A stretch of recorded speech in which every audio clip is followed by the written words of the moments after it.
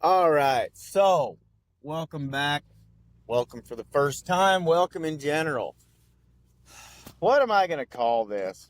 I'm kind of kicking around a few names about what I want to call my little podcast here. What I want to call, you know, the what I'm making here. So first off, I'm in my truck. I'm actually out and I am hunting right now. I'm out. Gonna go do a few sets. Sunday night. Just got home from Life is Now headquarters up in Osage, Iowa. Went up there for Life is Now open house. Really can't say enough about Nate and his family. They are welcoming. They're excellent people.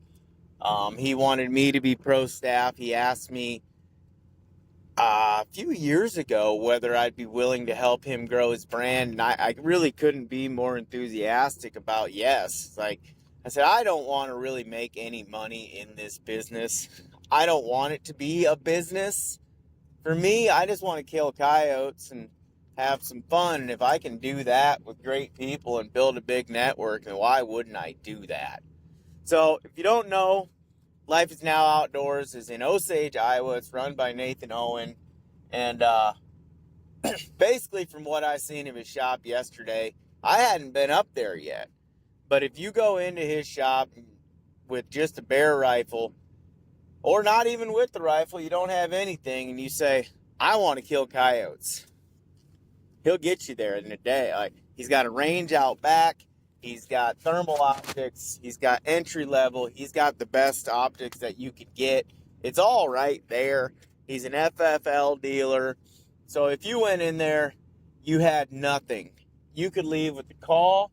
You could leave with a gun. You could leave with thermal optic. You could leave with, well, I don't know if it's got ammunition or not. It's not saying ammunition.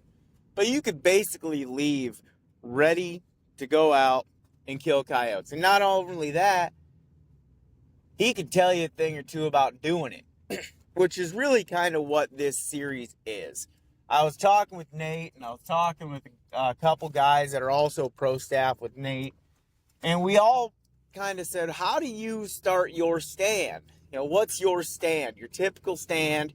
And let's just say you're killing coyotes, you're not after cats, because that's an entirely different ball of wax. You're just wanting to kill a few coyotes. You're wanting to maybe help your cattle herd. You want to alleviate stress around the farm by knocking down a few predators. What's your stand? What's your go-to? Let's talk about setup. Let's talk about what are you doing to get into these situations where you are ready and able to kill a coyote. So I thought, let's just go through my stand. Let's go through what I do, because what I do is going to be different than everybody else. And no two guys are going to hit a stand and do it the same way. And it's funny because I talked with a friend of mine up there. He said he went into a stand that guys were walking out of as he was walking in. They said, ain't no coyotes in there, man. We've been in there for an hour squeaking at them. He called in 3 or 2 triples, and it's just everyone does it differently. And it's important to know that even if you're doing it differently, it don't mean you're doing it wrong. It just means you're doing it different. So basically, when I roll up to a stand, let's just say, I like to call on the edge of woodlots or on the edge of timber patches or on the edge of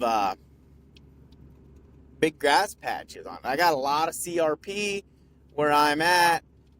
There's not a ton of consistent, homogeneous cover here. So you got to really kind of play you got to play the game. You got to bounce around through cover, and you got to find where they're at. Generally, if I roll up to a stand, and whether I'm killing cats or I'm killing coyotes, I'm howling. Doesn't matter what time of year it is. Doesn't matter what time of night it is, what time of day it is. I'm going to howl. And I usually hit a non-aggressive female howl. It's just kind of a, hey, I'm a coyote. I'm over here. Who's around? And I'll play that, usually one session of it. And it doesn't really matter which howl it is. It's just a howl. And and you can do male. I do female. I start with a kind of a, I don't even know what you'd call it. Just a soft, what's up? I'm a coyote. I'm here. You know. And if I let that ride and let it marinate for about 2 minutes, give or take 2 minutes, depending on the tournament or on the tournament, depending on my pace. If I'm tournament night, it's 4 minutes in and out. If I don't have a response, I'm moving. But if you're just a guy that wants to kill some coyotes, hit a howl. It can be a Fox Pro howl. It can be a Lucky Duck howl. It can be an Isotech or Icotech or whatever they howl. It doesn't matter. Just hit them with a howl. Give it 2-3 minutes to marinate. And if you don't get anything, I answer my own howl. I throw a howl back. A different howl, maybe another female, maybe a male, but I'm not getting aggressive. I'm not really throwing a big fit there. I'm not using fighting sounds. I'm just, all right, I'm going to answer. Female howls, a few minutes later, male howls. It's like, okay. So then if there are coyotes in that area, they're like, who are they? Why? I don't know them. Why are they in my area? Why, and you may not even get a howl. I've killed coyotes at that 3-4 minute mark with 2 howls.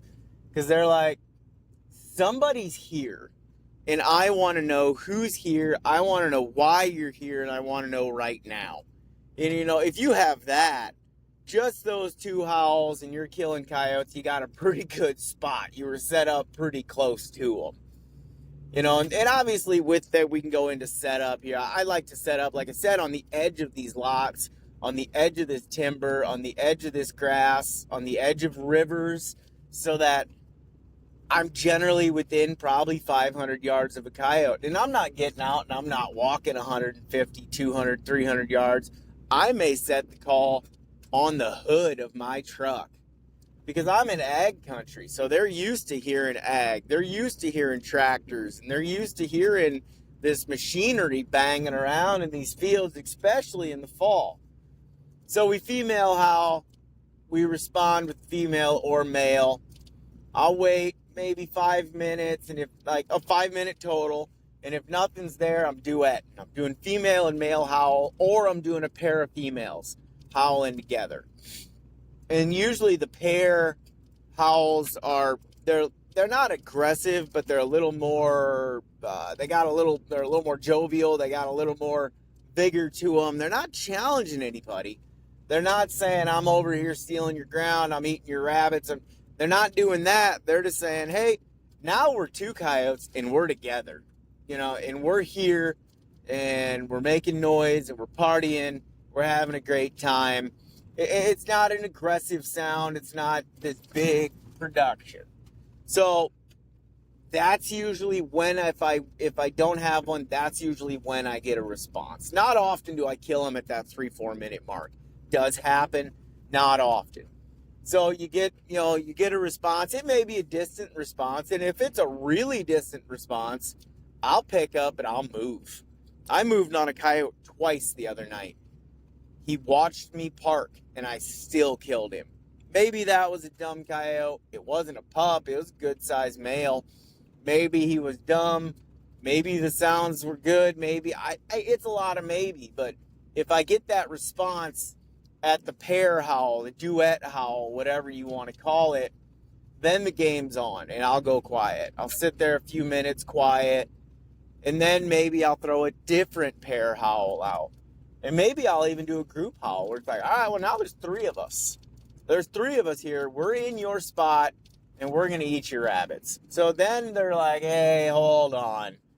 And it depends on the howl. If I get a howl back that's kind of an aggressive, barky, scratching howl, then it's like, okay, I pissed you off. So then I'm going to play the pissed off part. If they get aggressive, I get aggressive. And that's only about 5 sounds that I have right there. So if I don't get them going by then, generally what I'll do is MFK has a sound called Coyote Killing Rabbit. And It's an often overlooked sound. It's not like this wild and crazy aggressive sound. It's an adolescent. It sounds to me like an adolescent coyote struggling to kill a rabbit. Oh, and he's fighting it, and it's squealing, and he's squealing, and they're fighting back and forth, making a bunch of ruckus, just covering. Right there, I'm on. Now, not only am I in your country and you've responded to me, but now I am eating your food. I am in here killing your rabbits, and I'm taking food off your table.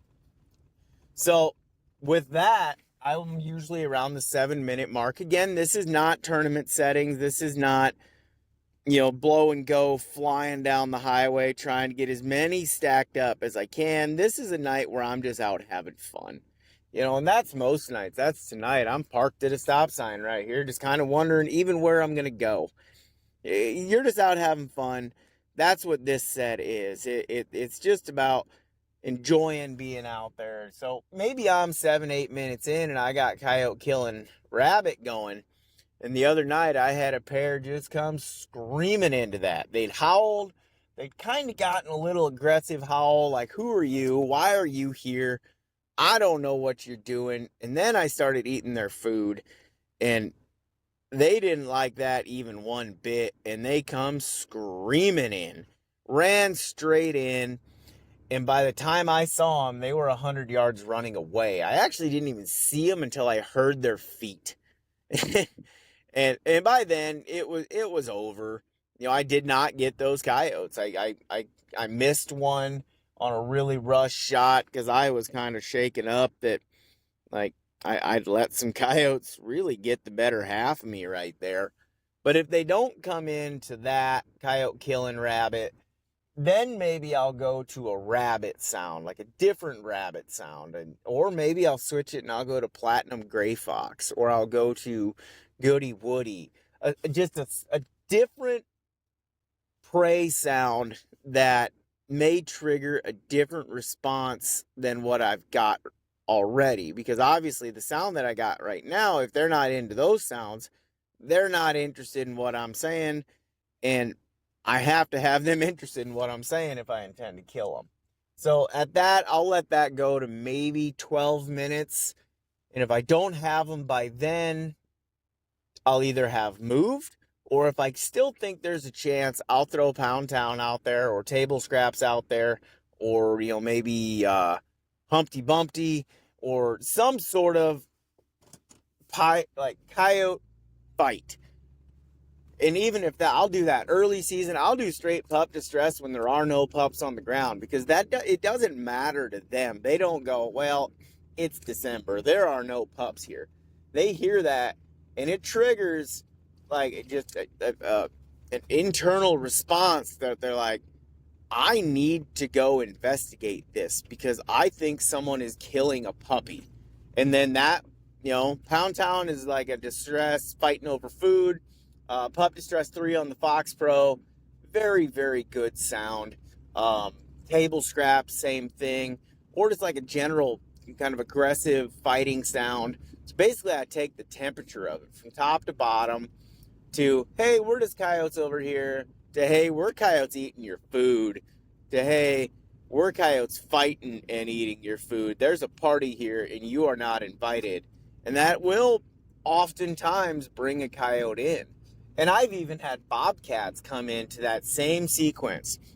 Bobcats don't give a rip about a howl. You can howl at a bobcat all day long, and then you play food sounds afterwards, and they're like, I'll just go in and I'll kick that coyote's ass and I'll take his food. Now, I had a coyote coming in once, and it absolutely boogered, wanted nothing to do with me, and ran. And shortly thereafter, a bobcat popped out of where he was looking.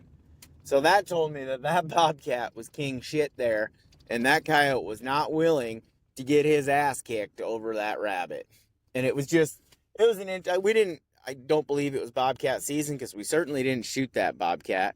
But man, it was fun, no matter what, just to watch them work in and just see that reaction and just watch these animals just it's the best if you can see one, and then you can play a bunch of sounds and you can figure out, okay, which sound is going to bring this animal in?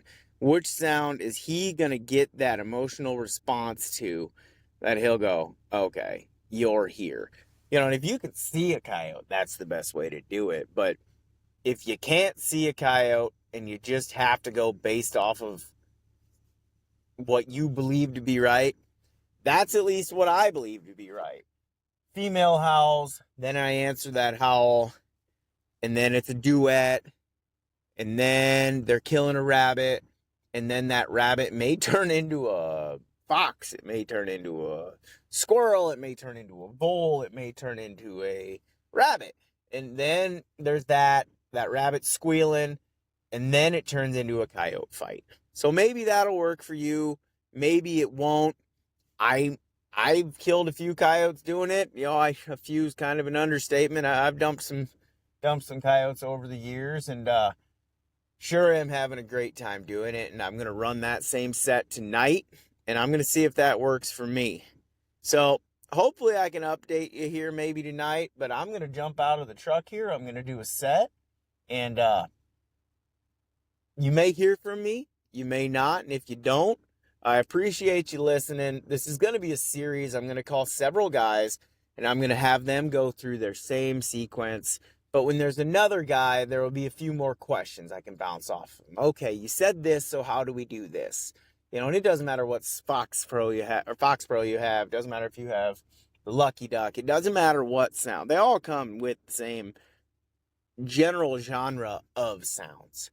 So when I say goody woody, I don't have goody woody. It's just a woodpecker distress. The names are trivial, but the sounds are really what's gonna dictate that. So I'm gonna try and get Nathan on the line here this week and put another one of these out and see if we can turn this into a whole series. So thanks for listening.